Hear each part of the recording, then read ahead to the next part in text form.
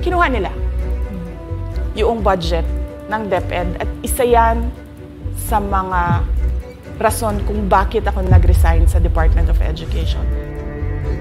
Hindi na ako papayag na sa susunod na taon, ganyan pa rin ang gawin nila at ako yung mananagot sa ginagawa nila. Kaya yan yung sinasabi ko, bakit pa tayo mag-question and answer dito para atakihin niyo ako? Ang masusunod lang naman sa budget, 2 tao lang. Diba? Ang susunod nun na halimbawa ko ay yung budget ng Office of the Vice President. Kung makikita nyo, September 2023, merong lumabas na press release ang Makabayan Bloc. Sabi nila, may meeting kami with Congressman Martin Romualdez. Pinag-uusapan namin ang pagtanggal ng confidential funds. September yon. Pagkatapos nun, nagkwento sa akin ng isang congressman. Sabi niya, lumapit daw sa kanya si congressman ko at sinabihan siya na tatanggalin namin ang confidential funds ni Inday Sara. Hindi ba siya magagalit? Ang sagot naman sa kanya nung kaibigan ko na congressman, alam mo, si Inday Sara, walang pakialam sa pera yan. Magtatrabaho yan kahit anong budget. Alam niya yan. Dahil alam din niya, limitado ang pera ng gobyerno. Kaya magtatrabaho yan. Trabaho lang ang gusto niyan. Sinabihan siya. Inulit pa niya yung tanong. Tinanong niya yung congressman, sigurado ka ba na hindi magagalit si Inday Sara? Sabi niya, hindi. Kaya kung makita ninyo, doon sa budget hearing ng Office of the Vice President, ay dinefend namin ng maayos kung paano gagamitin ang confidential funds. Napapabilis ang trabaho, napapadali ang trabaho, dahil nakatarget yung mga proyekto. Pero pagkatapos nung plenary namin sa House, ay kaagad na lumabas, di ba? Walang 2 oras lumabas ang statement ni Congressman Zaldico. Ano sabi niya? Unanimous decision ng party leaders under the leadership of Congressman Martin Romualdez, tatanggalin namin ang confidential funds. At para hindi halata na inaatake nila ako, tinanggalan din nila yung mga iba pang mga departments ng kanilang confidential funds. So nakikita nyo, bumulong ang Makabayan Bloc kay Martin Romualdez. At dahil sa kagustuhan ni Martin Romualdez na hindi siya atakihin, at dahil sa gusto niyang suportahan ang Makabayan at ang NPA, nakinig siya. At ang ginawa niya, tanggalin yung budget. Alam na nila kung anong gagawin nila bago pa kami pumunta sa plenary ng House. Hindi ko alam yon. Kasi nasabihan na lang ako nung kaibigan kong congressman pagkatapos na. Nung nakita ko na nagsabi si Zaldico, tanggalin niya ang confidential funds ng Office of the Vice President. So doon ko na lang naintindihan na aatake sila gamit ang confidential funds. Dahil sumunod nun, October, ay merong dated na October na audit memorandum ang Commission on Audit. Tapos meron silang October 3 na audit memorandum ang Commission on Audit. So sunod-sunod yun, makita mo. Naglabas ng press release ang Makabayan, nag-defend kami ng budget namin, nagsalita si Zaldico, lumabas ang mga AOM ng COA, September, October. Kaya yan din yung rason. Nung nakita na namin at na-confirm namin doon sa audit memorandum ng COA na ito na yon, confirmation ng pag-atake. Kasi hindi pa kami confirm doon sa unang tanggalin namin yung confidential funds sa OVP. Ang confirmation namin, noong nagba-budget hearing sila, at doon sa budget hearing, tinatanong nila, may AOM na ba? May AOM na ba? At nakita namin lumabas na. Yun yung confirmation namin, na ito yung pag-atake. Kaya nung fourth quarter ng 2023, hindi na ginamit ng Office of the Vice President at ng Department of Education ang confidential funds. Kasi sabi ko sa kanila, kahit gaanong tamang gamit natin dyan, gagawan nila ng mali yan. Bubutasin nila yan at aatakihin tayo gamit ang confidential funds. At ang patutuo nito, kung makita ninyo, noong House hearing, noong August 27, 90% ng mga tanong, confidential funds. Kahit na 2024 at 2025, wala ng confidential funds ang Office of the Vice President. So yan yung explanation ko, mahabang explanation ko. Bakit pa tayo mag-question and answer? Para atakihin ninyo ako? Tapos, alam naman nating lahat. Congressman Zaldico, Congressman Martin Romualdez lang ang nagdidesisyon sa budget ng bayan. Madam Vice President, it seems na there's this great plan against you talaga to destroy you. And speaking of plan, kasi during the budget hearing po, may nagsabi kasi doon ng let's stick to our plan. And you also called that person po. Ano po, can you po share about this po? Ano ba tong plan talaga nila during this budget hearing? Oo.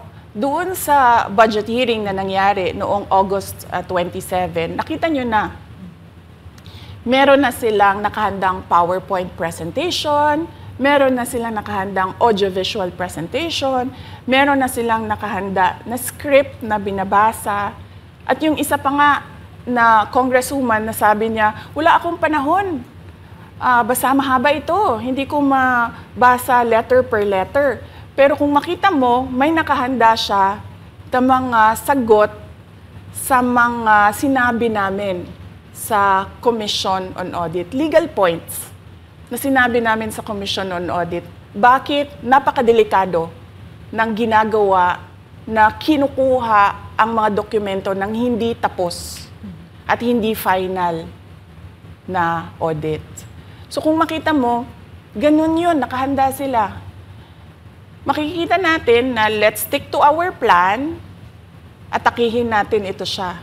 Walang kinalaman sa kanyang Office of the Vice President 2025 budget proposal, kundi lahat ay may kinalaman sa confidential funds na matagal nang may kaso, 3 pa nga ang kaso sa Supreme Court, matagal nang pinapa-audit nila at nagko-cooperate kami doon sa audit. Kaya makikita ninyo kung ulit-ulitin natin yung nangyari noong House budget hearing noong August 27. Meron silang plano na gamitin yon para siraan ako. At hindi lang sila tumitigil dyan. Kung makita ninyo, ngayon naman, nasa DepEd budget sila ng pagsira ng pangalan ko. Kahit wala akong kinalaman doon sa mga observations ng Commission on Audit, sinasabi nila na kasalanan ni Inday Sara yan. At going back po dito sa budget hearing, Madam Vice President, kasi mukhang hindi talaga nagustuhan ng mga kongresista ang inyo pong naging sagot at naglabas nga po sila ng kanilang statement about pa din dito sa confidential fund. And itong si Franz Castro, nagsabi siya dito nga daw ay posibleng ito ay isang impeachable offense. Ano pang reaction niyo dito? Hindi na bago ang usapin ng pag-impeach sa akin.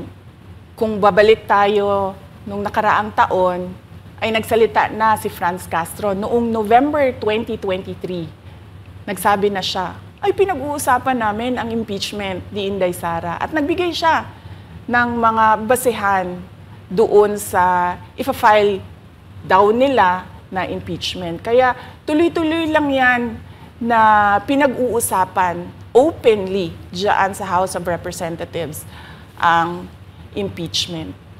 At lagi nandyan sa gitna si Franz Castro sa usaping impeachment sa akin. Unang-una, walang misuse ng confidential funds, walang misuse ng funds ng Department of Education.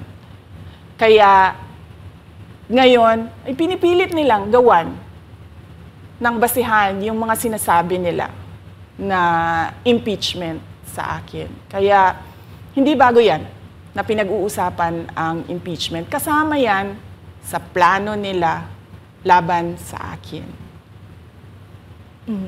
Ma'am, regarding naman po dito, kasi sa plano daw po nila, ay bigyan kayo ng 0 or 1 peso budget ang OVP po. Kung sakaling mangyari po ito, ano ang magiging hakbang po?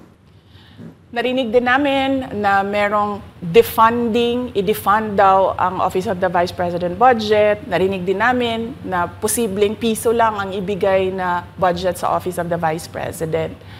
Handa ako sa Office of the Vice President na magtrabaho kahit walang budget.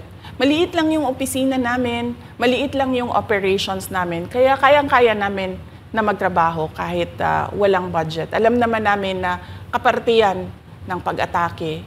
Kaya kami, tutuloy-tuloy lang din kami sa kailangan namin gawin para sa bayan. Madam Vice President, panghuli na lang po, no?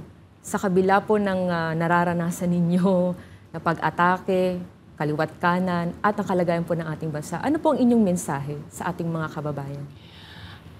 Unang-una mensahe ko sa ating mga kababayan, huwag silang magpadala sa ingay ng politika. Kung makikita natin sa kasaysayan, lagi talagang inaatake ang Vice President dahil siya yung tinitingnan ng mga tao na baka magiging sunod na presidente. So lahat ng mga gustong tumakbong presidente ay uunahin nila atakihin talaga ang Vice President. Kaya huwag sila magpadala sa ingay ng paninira at politika. Pangalawa, isa-isahin nila ang bawat papel sa budget ng 2023 at 2024 at 2025.